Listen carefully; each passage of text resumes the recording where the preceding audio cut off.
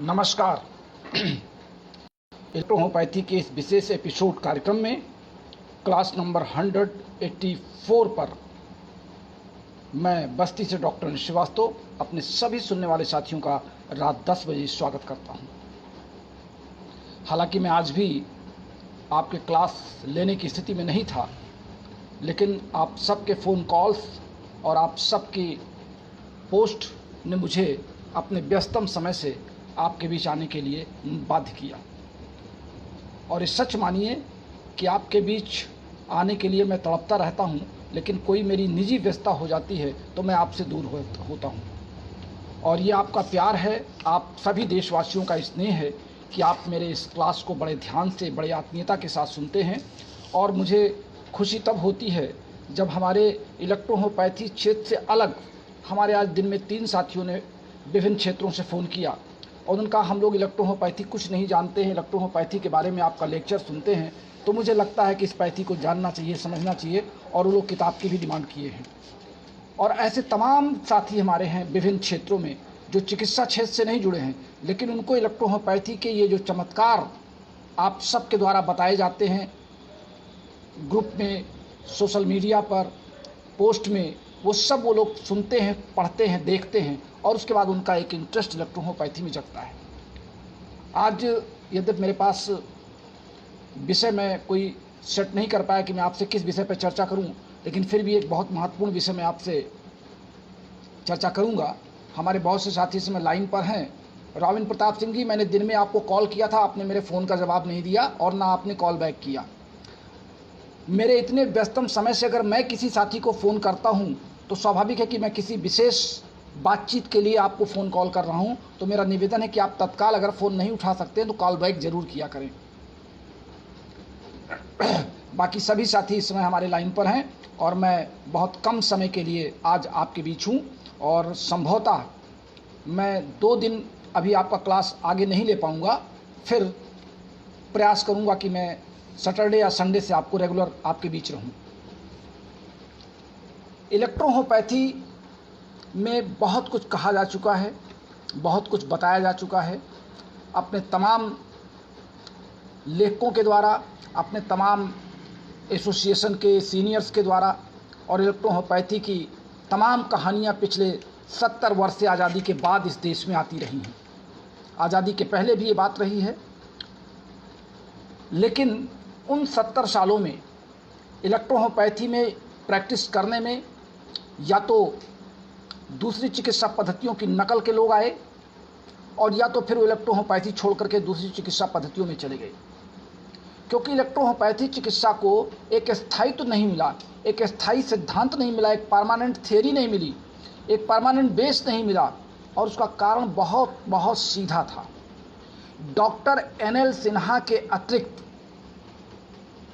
जितने लोग इंस्टीट्यूट खोले, किताब लिखे, संस्था चलाए, वो स्वयं कभी प्रैक्टिस में उतर के नहीं आ पाए। एक भी देश का कोई एक संस्था संचालक, मेडिसिन बनाने वाला व्यक्ति या किताब लिखने वाले किसी एक राइटर का नाम शायद मुझे याद नहीं आता। अगर आपको याद आता हो तो आप हमको हमारे व्हाट्सएप पे लिख दीजिएगा। मैं सिर्फ और सिर्फ एक प्रैक्टिशनर्स के रूप में, एक लेखक के रूप में, इलेक्ट्रोहोम्योपैथी के आदर्श के रूप में डॉक्टर NL सिन्हा जी का आदर करता हूं।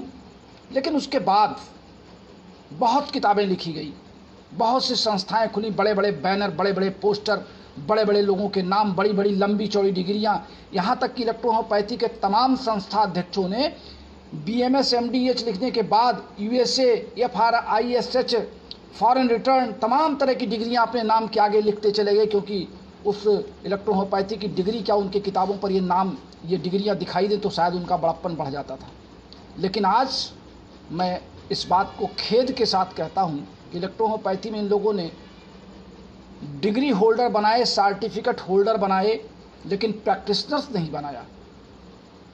और इस बात का आभास अब इन लोगों को हो रहा है कि पिछले 17 अप्रैल 2020 से लेकर के आज 26 मई 2021 तक मैंने सिर्फ और सिर्फ एक कार्य किया है, अपने भूले भटके भ्रमित साथियों को इलेक्ट्रोहोम्योपैथी के स्टेशन पर लाके ट्रेन में बैठा दिया है और ट्रेन चल चुकी है।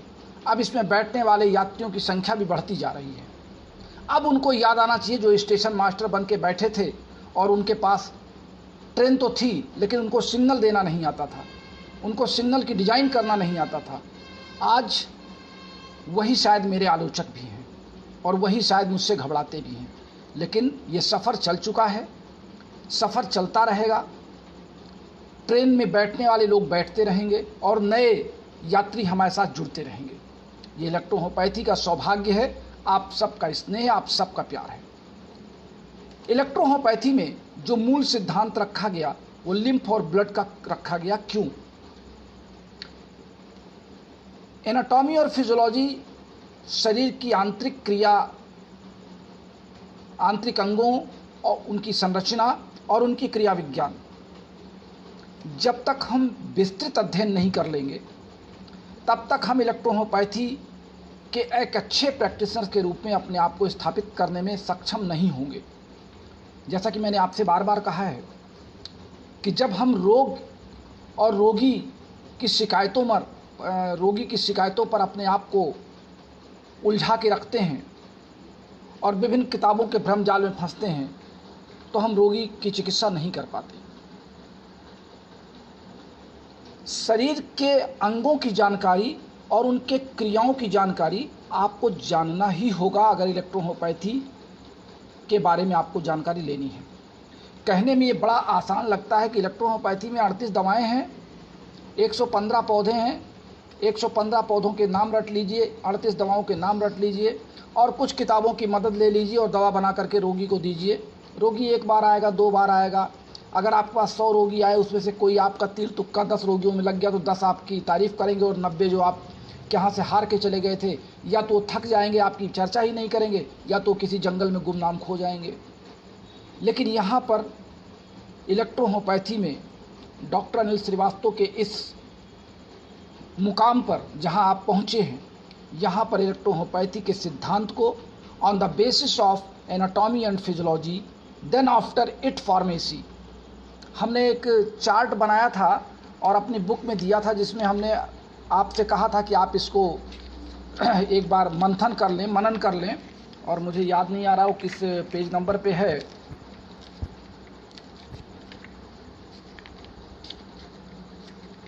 मैं अभी आपको मेरे बुक में ही शायद उसको रखा गया था।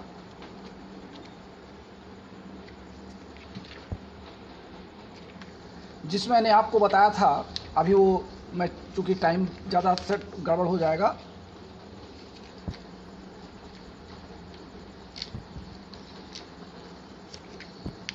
जिसमें हमने आपको कहा था कि पहले आप लॉ ऑफ डिजीज़ जान लीजिए, फिर लॉ ऑफ मेडिसिन जान लीजिए, लॉ ऑफ फार्मेसी जान लीजिए और फिर आप रोगी की दवा कर सकते हैं। हमारे इलेक्ट्रोहोम्योपैथी की जो 38 दवाएं हैं, ये 38 दवाएं चूँकि अंगवार काम करती हैं। ये सर हमारा एक मजबूत संगठन बनने में आपके नेतृत्व से आगे बढ़ना चाहती हैं। कौन लिख रहा है? डॉक्टर पिनाकी गराई, क्योंकि इलेक्ट्रोहोम्योपैथी को सही दिशा देना है। जी जी पिनाकी जी, मेरा एकमात्र उद्देश्य है कि इलेक्ट्रोहोम्योपैथी को सही दिशा में लिख करके अपने भूले भटके सभी प्रैक्टिशनर्स को एक मंच पर ला करके उनकी प्रैक्टिस को इंक्रीज करना। उन बीच में एक फ़ोन आ गया था और मैं आपसे डिस्टर्ब हो गया, तो मैं आपसे चर्चा कर रहा था कि इलेक्ट्रोहोम्योपैथी में जो 38 औषधियाँ हैं, ये 38 औषधियाँ हमारे विभिन्न अंगों पर, जैसा कि आपने मेरी पुस्तक में भी देखा होगा, मैंने उसका क्रम लिखा है, जिसमें यश1 आपकी जो है ये आपके माउथ, थ्रोट, सैलिवरी ग्लैंड और विभिन्न प्रकार के ग्लैंड्स के साथ गट पर भी अपना प्रभाव डालती है। यश2 यश1 के उन तमाम कार्यों को एक कॉम्प्लीमेंट के रूप में कंप्लीट करती है। जहां पर यश1 का काम कम दिखाई पड़ता है या यश1 का काम रुक जाता है, वहां पर यश2 का यूज करते हैं। और ये विशेष करके स्मॉल इंटेस्टाइन में, एसेसरी ग्लैंड में, गॉल ब्लैडर में, यूरेथ्रा में, किडनी पर, इन अंगों में इसका काम बहुत अच्छा देखा गया है। यश3 वैसे आमतौर से तो हम लोगों के प्रयोग में, यानी हम लोगों का मतलब डॉक्टर रमाशंकर जी की टीम के प्रयोग में, ये टेस्टिस पर इसका उपयोग ज़्यादा किया गया, टेस्टिस से संबंधित ऑर्गन्स पर, यानी मेल जेनिटल ऑर्गन्स पर। लेकिन इसका बहुत अच्छा काम स्किन पर देखा गया और स्किन डिजीज में इसका बहुत अच्छा काम त्वरित गति से दिखाई पड़ता है। इस नाते इसको स्किन और टेस्टिस दोनों से जोड़ा गया। यश5 ये स्किन, लीवर, स्प्लीन, मोट्रियल नर्व, इन अंगों पर यश5 का काम बहुत अच्छा देखा गया है। यश6 स्पेशली किडनी से संबंधित समस्त रोग, जो भी किडनी से संबंधित होंगे, किडनी का काम क्या है? ब्लड को छानना, शुद्ध रक्त को अलग करना, उसमें जो अशुद्धियाँ हैं उनको यूरिन के साथ मिलाना। तो किडनी का एक बहुत बड़ा फंक्शन, और किडनी के लिए इसीलिए किडनी के लिए एकमात्र मेडिसिन यश6 रखी गई। यश10 आपका ये स्टमक पर, यानी माउथ पार्ट के नीचे और इसोफेगस के नीचे आपका स्टमक, विभिन्न प्रकार के उसमें ग्लैंड्स जो स्टमक के साथ अटैच होते हैं, पाचन क्रिया में जो ग्लैंड सहयोग करते हैं, वो चाहे वो इंटेस्टिनियल ग्लैंड हो और चाहे स्टमक ग्लैंड हो, चाहे वो स्टमक की दीवारों में निकलने वाले पाचक रस हो, यहाँ सब में। और इसके बाद हम ये देखते हैं विभिन्न प्रकार के नर्वस सिस्टम में भी यश10 का काम है। जहाँ पर पाचन क्रिया आपकी गड़बड़ हो रही हो, एक्सक्रिएशन सही ना हो रहा हो, स्टूल पास करने में दिक्कत हो रही हो, खट्टी डकारें आ रही हों, वहाँ सब जगहों पर हम यश10 का प्रयोग करते हैं। यश11 अब ये वैगस नर्व्स की दवा है। वैगस नर्व हमारे सेंट्रल नर्वस सिस्टम के ब्रेन के पार्ट में वैगस नर्व्स का जाल बिछा होता है, और ये वैगस नर्व हमारे शरीर में होने वाली अनैच्छिक क्रियाओं का भी नियंत्रण करती हैं। और ये विशेष करके वोमिटिंग में इसका बहुत अच्छा प्रयोग यश11 का देखा गया है। जहाँ पे नाजिया हो, वोमिटिंग करने की स्थिति आ जाए, वहाँ पे हम यश11 देते हैं। इसको वोमिटिंग मेडिसिन कहा भी गया है। यश12 जैसा कि आपको पता है कि यश12 का प्रयोग हम आई के विभिन्न रोगों में, आँख के विभिन्न रोगों में, आँख से संबंधित विभिन्न क्रियाओं में हम इसका प्रयोग करते हैं। लेकिन रोगी शिकायत करता है कि हमको सर दर्द हो रहा है, हमको नींद नहीं आ रही है, हमारे सर में हमको भारीपन लग रहा है, बोझ बन रहा है, तो आमतौर से डॉक्टर या हमारे फिजिशियन उसको जज करते हैं कि इसको हेडक हो गया, तो हेडक की वो अपने हिसाब से दवा सेट करते हैं। लेकिन जब मेरे संपर्क में आप कोई रोगी आता है या आप हमसे कांटेक्ट करते हैं, तो मैं विशेष करके यश12 के साथ यफ1 और P1 ये दोनों जुड़वा देता हूँ, क्योंकि P1 और यफ1 का एक कॉम्प्लीमेंट फंक्शन है, जहाँ पे ऑक्सीजन सप्लाई ब्रेन की तरफ हम बढ़ाना चाहते हैं। और जैसे यश12 देते हैं तो हमारी आँखों का भारीपन, ब्रेन का दर्द, सर का दर्द, और अपने आप को रोगी फ्रेशनेस महसूस करता है। अगला है ए ग्रुप की मेडिसिन में हमारी 3 मेडिसिन है, A1, A2, A3। A1 हमारी आर्टरीज के लिए है, आर्टरीज पर उसका काम देखा गया है। A2 वेंस के लिए है, और A3 हमारी हार्ट के लिए है। अब ये तीनों चूँकि ब्लड सर्कुलेटरी सिस्टम से संबंधित तीनों ऑर्गन्स हैं, आर्टरीज, वेंस और हार्ट। हार्ट पंप करता है आर्टरीज और वेंस का, जहाँ पे आर्टरीज मोटी होती हैं, वेंस पतली होती हैं। जब पहला चोट कहीं लगती है, अटैक होता है और ब्लड पर कोई प्रभाव पड़ता है, तो वहाँ पे आर्टरीज यानी A1 दिया जाता है। लेकिन अगर वही चोट 2 दिन 3 दिन पुरानी हो जाए, या कोई ब्लड से संबंधित रोग हमारा पुराना हो जाए, फोड़े फुंसी हमारे पुराने हो जाएं, तो वहाँ A1 के स्थान पे हम A2 देते हैं, क्योंकि तब आर्टरीज का काम समाप्त हो जाता है और वो ब्लड का सारा फंक्शन वेंस की ओर चला जाता है। फिर P ग्रुप में हमारी 4 मेडिसिन हैं, P1, P2, P3, P4। P1 जैसा कि आपको पता है ब्रोंकियोल की मेडिसिन है, ब्रोंकियोल। P2 लंग्स के लिए स्पेशली है, P3 ट्रेकिया के लिए है, और P4 कंप्लीट रिस्पिरेटरी ऑर्गन्स के लिए। यानी P2 आपका लंग्स, स्पेशली लंग्स के लिए है। जब लंग्स की कार्य क्षमता कम हो रही हो, घट रही हो, बढ़ रही हो, कोरोना वायरस में भी हमने P2 का प्रयोग कहीं कहीं करवाया है। लेकिन P4 क्या कवर करता है? ये नेजल से लेकर के हमारे लंग्स तक के सारे रिस्पिरेटरी ऑर्गन्स को P4 कवर करता है। इसलिए हमने P4 की प्राथमिकता आपको विभिन्न रोगों में सलाह दी है, P4 को F1 के साथ जोड़ करके। फिर हमारी एक मेडिसिन है L1, जिसको हम all types of gland lymphatic gland, lymphatic channel के लिए यूज करते हैं। और फिर L1 से हमने 2 कंपाउंड मेडिसिन बना लिया है, L2 और L3, जिसकी चर्चा हम आपसे कर ही चुके हैं कल। F1 हमारी सेंट्रल नर्वस सिस्टम की दवा है और F2 पेरिफेरल नर्वस सिस्टम की दवा है। सेंट्रल नर्वस सिस्टम के आगे जितनी तंत्रिकाएं बढ़ती हैं हमारे कंधों की ओर, पीठ की ओर, हमारे चारों ओर सीने की तरफ आगे बढ़ करके विभिन्न पार्टों में जाती हैं, वो सब पेरिफेरल नर्व्स होती हैं। तीसरी दवा हमारी है वर्वन। ये लैक्स एंड स्टिमुलेट ग्लैंड्स के लिए है, स्टमक एंड इंटेस्टाइन के लिए है, जहाँ पर ग्लैंड्स के जो फंक्शन है, जो उसमें से सिक्रेशन हो रहा, अगर वो लैक कर रहा हो, लैक ऑफ स्टिमुलेशन को चेक करने के लिए हम वर्वन का प्रयोग करते हैं। और अदर ग्लैंड्स के लिए या स्टमक के लिए, इंटेस्टाइन के लिए, जो विभिन्न पाचक रस कम काम कर रहे हैं, बड़ी आंत में, छोटी आंत में जो फंक्शन होना चाहिए वो रुक रहा है, वहाँ पे हम वर्ल 2 का प्रयोग करते हैं।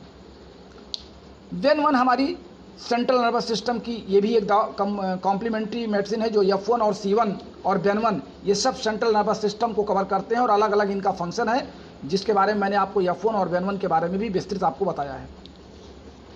अगला ग्रुप है C ग्रुप, और C ग्रुप में अनेक मेडिसिन है अलग अलग ऑर्गन के लिए। चूँकि ये टिश्यू मेडिसिन है, यहाँ पर ये टिश्यू मेडिसिन अब शुरू हो जाता है, तो टिश्यू मेडिसिन विभिन्न, जहाँ पर यस ग्रुप, पी ग्रुप, ए ग्रुप, F ग्रुप, वर्ग ग्रुप की मेडिसिन हम यूज करते हैं, उसके साथ C ग्रुप की ये मेडिसिन हम अटैच कर देते हैं। यानी जहाँ पे हम S1 देते हैं वहाँ पे अगर हम C1 भी दे दें तो बहुत अच्छा काम होगा। जहाँ पे हम S2 देते हैं वहाँ पे अगर हम C2 भी उसके साथ जोड़ दें तो बहुत अच्छा काम होगा। S3 के साथ C3 जोड़ दें, बहुत अच्छा काम होगा। P3 के साथ C3 जोड़ दें, बहुत अच्छा काम होगा। इस बात को आप याद करें और समझने का प्रयास करें कि फंक्शनल मेडिसिन के साथ अगर हम टिश्यू मेडिसिन को जोड़ दें तो उनका फंक्शन बहुत अच्छा होगा और जाकर के हमारे टिश्यू फ्लूइड में या लिम्फ चैनल में उसका जो रिस्पॉन्स होगा बहुत अच्छा दिखाई पड़ेगा।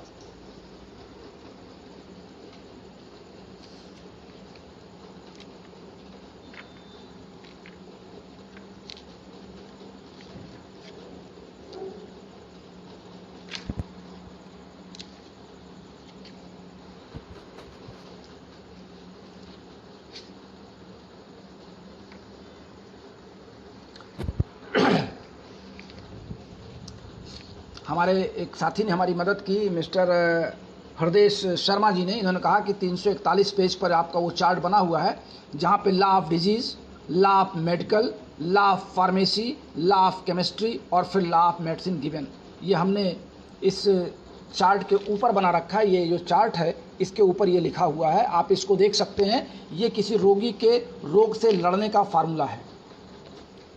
P1 आपका प्यूटेटरी ग्लैंड, जिसे हम मास्टर ग्लैंड कहते हैं, और गाल ब्लेडर, यानी C1 का काम प्यूटेटरी ग्लैंड, गाल ब्लेडर, यूटेरस। आमतौर से C1 को हम फीमेल मेडिसिन कहते हैं, और फीमेल के हर रोग में C1 को कंपलसरी देने की बात मैंने हमेशा किया है। हमारे अन्य चिकित्सक क्या कहते हैं, अन्य राइटर क्या कहते हैं, मैं उनकी बात नहीं करता, लेकिन हमारे डॉक्टर रमाशंकर जी के संरक्षण में मैंने C1 का बहुत अच्छा काम जो देखा था, और इसलिए C1 को कंपलसरी फीमेल मेडिसिन, यानी फीमेल के हर रोगों में C1 आप दीजिए। फीमेल अगर आपके पास आई गई है किसी भी रोग को लेकर के, तो आंख मूंद करके C1 तो उसको देना ही देना है, क्योंकि महिलाओं के आधे से ज़्यादा रोग उनके ओवरी, गाल ब्लेडर और यूरिनरी ब्लेडर से संबंधित होते हैं। आप जब भी किसी फीमेल की केस हिस्ट्री लेंगे तो आपको ये अंग ज़्यादा प्रभावी नज़र आएंगे। फीमेल के बॉडी के स्ट्रक्चर के आधार पर, उनके कार्यशैली के आधार पर C1 को देना बहुत ज़रूरी होता है। C2 आपका यूरिनरी ब्लैडर के लिए, म्यूकस मेम्ब्रेन के लिए। C3 आपका विभिन्न प्रकार के टेंडेंस, जेलेटिनर्स, tissue, connective tissue, spongy tissue, bone marrow, bone में, ये सब में जहाँ पे ब्लड RBC बनने के चांसेस हैं वहाँ पर C3 का काम है। लीवर में भी आप C3 दे सकते हैं, क्योंकि लीवर से भी ब्लड बनता है। स्प्लीन में अगर जरूरत हो तो वहाँ भी आप C3 दे सकते हैं, क्योंकि वहाँ भी ब्लड बनता है। C4 आपका स्पेशली बोन के लिए है, बोन कार्टिलेज, हार्डनेस जहाँ पर हो, ज्वाइंट जहाँ पर हो, वहाँ पे आपको C4 देना है। C4 का काम केवल बोन के लिए नहीं है, अगर शरीर में कहीं गांठ बन गई है और उसमें हार्डनेस आ रही है तो फिर आपको C4 वहाँ देना है, उसको हार्डनेस को कम करने के लिए। C5 आपकी वेंस के लिए, स्पेशली वेंस की टिश्यू मेडिसिन है। C6 आपकी किडनी के टिश्यू की मेडिसिन है। C10 intestine, rectum, liver, pancreas, इन सारे अंगों के लिए ये टिश्यू मेडिसिन है। C13 म्यूकस मेम्ब्रेन के लिए है, और बॉडी में म्यूकस मेम्ब्रेन आपके माउथ ऑर्गन से लेकर के एलिमेंट्री कैनाल तक, आपके लंग्स में, नेजल चैम्बर में, हर जगह म्यूकस मेम्ब्रेन है। तो जहाँ पे म्यूकस मेम्ब्रेन से हमको लड़ना है, म्यूकस मेम्ब्रेन से संबंधित दवा का चयन करना, वहाँ पे हमको C13 देना है। इसीलिए जब खांसी आती है तो खांसी में हम कहते हैं इसमें P4 + C13 दे दीजिए, या P3 या C13 दे दीजिए। गले में अगर खराश है तो हम कहते हैं P3 और C13 दे दीजिए। C15 ये स्टमक, कंप्लीट स्टमक की दवा है। तो जब गैस्ट्रिक का पेशेंट होता है, गैस की प्रॉब्लम होती है, तो हम कहते हैं S1, A3 और C15 आप मिला दीजिए। फिर से नोट सुन लें, S1, A3, C15 आप जब देंगे तो गैस की प्रॉब्लम अपने आप समाप्त होगी, गैस पास होगी, गैस का ट्रबल नहीं रहेगा। ये लेकिन भोजन के बाद आपको यूज करना है। C17 ये यूरेथ्रा की मेडिसिन है। पेशाब में अगर रुक रुक के पेशाब हो रही है, पेशाब होने में दिक्कत आ रही है, पेशाब में जलन हो रही है, चिंचिनाहट हो रही है, पेशाब की मात्रा कम निकल रही है, तो यूरिनरी ब्लैडर और यूरेथ्रा से कंप्लीट मेडिसिन को C17 के लिए जाना जाता है। ये हमारी सभी मेडिसिन थी जिनके बारे में मैंने आपसे चर्चा किया, और ये मुख्य आपकी मेडिसिन थी। C group, F group, P group, PL1। और कंपाउंड मेडिसिन तो आप में से हर डॉक्टर कंपाउंड मेडिसिन ही रोज़ बनाता है। रोगी को देने वाला हर फार्मूला ही कंपाउंड मेडिसिन होता है। अभी आज उड़ीसा से हमारे एक साथी फ़ोन कर रहे थे, BR देवांगन थे और एक मंडल जी थे। उन्होंने भी कहा कि सर, जो फार्मूले आप बताते हैं हम लोग अपेक्षा करते हैं कि इस फार्मूले से 15 दिन में रोगी ठीक होगा, मगर रोगी हम लोगों का 5 दिन में ही ठीक हो जाता है, 7 दिन में ही ठीक हो जाता है, और रोगी हम लोगों की तारीफ़ करते हुए आता है। तो मैंने उनको सिर्फ इतना कहा है कि इसको बहुत अति उत्साह में मत लीजिएगा। कभी कभी दवाएं जल्दी काम कर जाती हैं लेकिन बाद में फिर वो रोग लौट के आते हैं। इस नाते दवा बंद नहीं करनी है। रोग ठीक होने के बाद भी कम से कम 15 से 20 दिन तक रोगी को वो दवा दी जानी चाहिए।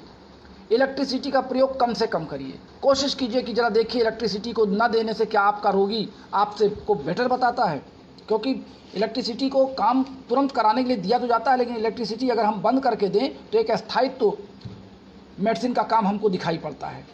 तो आज के लिए बस इतना ही, क्योंकि आपसे मिलने का मेरा समय फिक्स था और आप सब ने मांग की थी कि आप चाहे 5 मिनट के लिए ही आया करिए, लेकिन प्रतिदिन आया करिए। मैं प्रयास वास्तव में करता हूं कि मैं आपके बीच आऊं, लेकिन कोशिश करने के बाद भी कुछ ऐसी मजबूरियां हो जाती हैं कि नहीं आ पाता हूं। और आज भी अभी लगभग 7, 2, 9 किताबें मैंने पैक कराई। हमारे 9 साथियों ने हमारी हैंडबुक ऑफ मेडिसिन। लोग सोचते होंगे कि मेरी किताबें जा नहीं रही हैं। देखिए, एक किताब ये पैक है, ये किताबें पैक हैं। अभी मैं यही किताबें पैक करवा रहा था। हमारे कई साथियों की डिमांड आई है और भी बहुत किताबें पैक हो रही हैं। 4 किताबें पैक हो गई और ये 5 किताबें पैक होना बाकी हैं। तो आज लगभग 9 किताबें हमारी और जा रही हैं। तो किताबें तो प्रतिदिन जा रही हैं। आपकी डिमांड किताबों की बढ़ती जा रही है। मुझे लगता है कि हैंडबुक ऑफ इलेक्ट्रोहोम्योपैथी को मुझे फिर प्रेस से और निकलवाना पड़ेगा, लेकिन अभी मेरे पास किताबें हैं। जब तक वो समाप्त नहीं होंगी तब तक अभी आपकी सेवा में करता रहूँगा। और किताबों को भेजना, पोस्ट ऑफिस तक जाना जितना कठिन काम है, उतना कठिन काम इन किताबों को पैक करना भी है। क्योंकि मैं इस तरह की पैकिंग करवाता हूँ, या कभी मैं स्वयं करता हूँ, कि आपके पास सुरक्षित ये पहुँच जाए। क्योंकि पोस्ट ऑफिस में किताबें इधर से उधर फेंकी जाती हैं, रेलवे में फेंकी जाती हैं, तो किताबें फटने ना पाएँ, आपके पास सुरक्षित पहुँचें, मेरा यही प्रयास रहता है। हम खेद व्यक्त करेंगे कि कुछ साथियों की किताबें विलम्ब से मिल रही हैं, चूँकि पोस्ट ऑफिस की जो प्रणाली है, मैं उसमें मेरा कोई योगदान नहीं है। कभी कभी बिहार और झारखंड में किताबें बहुत देर से जा रही हैं, पंजाब हरियाणा में तो बहुत जल्दी पहुंच जा रही हैं, दिल्ली में भी बहुत जल्दी पहुंच जा रही हैं। लेकिन फिर भी हमारा प्रयास है कि आप तक किताबें सुरक्षित पहुंचें। तो बस चलते चलाते हमारा फ़ोन नंबर नोट कीजिए। हमारा कॉलिंग नंबर और व्हाट्सएप नंबर केवल एक ही है, 9793252355। हमारे अन्य जो व्हाट्सएप चलते हैं, कृपया आप उस पर कोई मैसेज ना दिया करें, क्योंकि मैं सिर्फ 9793252355 का यूज ही आप सभी चिकित्सक साथियों के लिए करता हूं। इसलिए मेरा निवेदन है कि आप इसी नंबर पर हमसे अपने व्हाट्सएप के मैसेज भी डालें, अपने जो आप पेमेंट करते हैं उसकी स्क्रीनशॉट भी इसी नंबर पर डालें, अपना पता भी इसी पर डालें और अपनी समस्याएं भी इसी पर लिखें। क्योंकि ये फ़ोन मैं लगातार खोलता हूं व्हाट्सएप, अन्य नंबरों को कभी खोला, कभी नहीं खोला, कभी 2 दिन बाद खोला, तो आप सोचते हैं डॉक्टर साहब को अहंकार हो गया, ये बहुत बड़े हो गए, हमारी बात का जवाब नहीं दे रहे हैं। दरअसल लगातार 2 फ़ोन 3 फ़ोन एक साथ ऑपरेट करना ये भी एक समस्या है, सभी नंबर को खोलना ये भी एक समस्या है। इस नाते आपके लिए केवल एक नंबर सेव है हमारा 97 93 25 23 55। आप उसी का प्रयोग करें, आपकी सारी समस्याओं का हल उसी फ़ोन पर आपको दे दिया जाएगा। तो चलते चलाते अब आप सबको एक बार बुद्ध पूर्णिमा की बहुत बहुत शुभकामनाएं। आज चंद्र ग्रहण भी था पूरे देश में, और इधर हमारे उड़ीसा के तमाम साथियों ने हमसे फ़ोन कॉल करके कहा, व्हाट्सएप पे मैसेज लिखा कि सर हम लोग तूफ़ान से के मौसम से फंसे हुए हैं और आपसे हो सकता है 3-4 दिन हम लोग संपर्क ना कर सकें। तो मैं उन सभी उड़ीसा, असम और बिहार और इधर झारखंड, सिक्किम, आप सब लोग जहाँ भी हैं सुरक्षित रहें। मैं ईश्वर से कामना करता हूँ कि हमारे सभी साथी सुरक्षित रहें, स्वस्थ रहें, वेल अप टू डेट रहें, और इस तूफान के बाद हमारी उनसे फिर मुलाकात हो। तब तक के लिए आप सबका नमस्कार, शुभ रात्रि।